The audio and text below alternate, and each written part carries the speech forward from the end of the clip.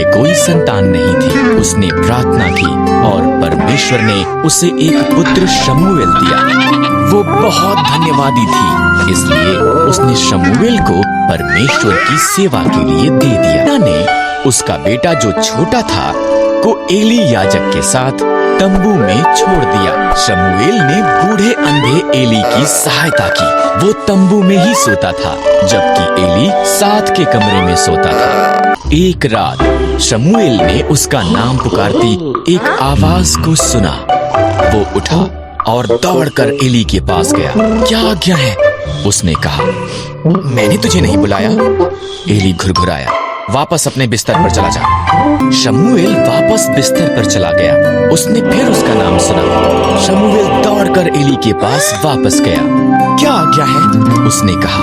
मैंने तुझे आवाज नहीं दी। एली नींद में बड़बड़ाया। वापस अपने बिस्तर पर चला जा। शमूएल की तीसरी बार आवाज सुनने के बाद एली ने कहा, ये प्रभु था।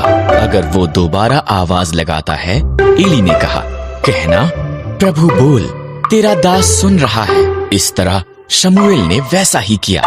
शमूएल, परमेश्वर ने कहा, क्या तू मेरा नबी हो सकता है और वफादारी से मेरे शब्दों को मेरे लोगों तक पहुंचा सकता है? मैं कर सकता हूँ, शमूएल ने कहा, और उसने अपने बूढ़े होने तक भी ये किया।